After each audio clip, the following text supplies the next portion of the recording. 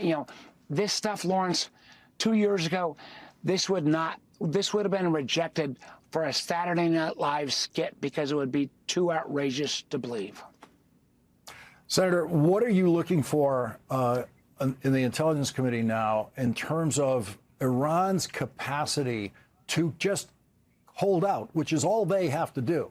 Victory on their side is simply being able to hold out against the United States. What's their capacity to do that? Lawrence, we have spent 100,000 sorties against them. We have bombed them. But anybody in history would know you cannot bomb an adversary into submission. And the idea that Donald Trump says he didn't know that they would close the Strait of Hormuz or go after our Gulf allies is either willful ignorance or a bunch of intel leaders who are not telling the truth. So the unfortunate thing, and I love our country and I believe in our values, but in so many ways, 46 days in, America is less strong, and the Iranian regime, which is, by the way, more radical than it was before, can, on some level of truth, say, we just took on America and Israel and fought them to a tie, although maybe even more than a tie. They have ballistic missile capabilities. They have closed the strait. Their regime is more radical. And I can just say, as I mentioned earlier, if we were to go after their enriched uranium, it would take 10,000 soldiers guarding a perimeter for days, and then we are going to send our special operators in, and the Iranians could bomb that. I've been across Virginia countless times in the last few days. I've said, how many of you are willing to put your sons or daughters or grandchildren on the ground in Iran to fight this war? And all of this was knowable. It's not just, this is not just political. This is like who we are as a nation, who we are as a world leader, and how we have actually made America and our allies weaker in that region 47 days in. And there is no easy exit for anyone.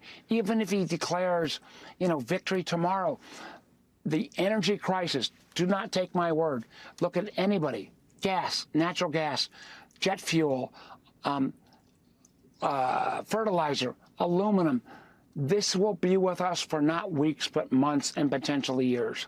And a president that promised no foreign wars and less prices, it's why the rest of the country is turning against us. And what you did so brilliantly, and it makes me my heart sick, is looking at how we are viewed around the world.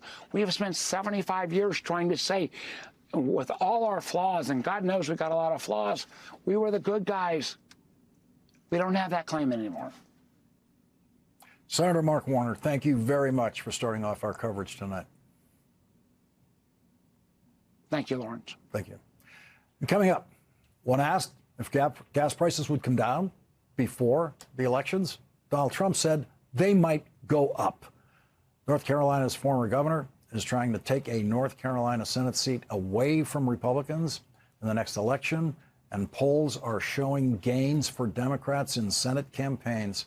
Former North Carolina Governor Roy Cooper, now Senate candidate, will join us next.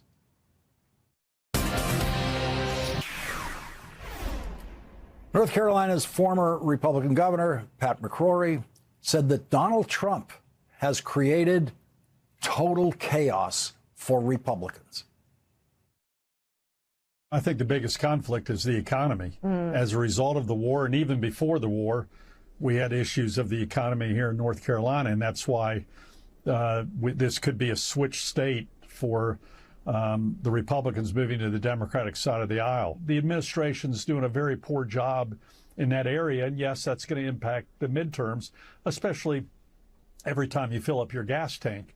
Now, a lot of things can happen between now and November, which could completely reverse it, but right now there is just total chaos. And Donald Trump adds to that chaos every day with comments like this.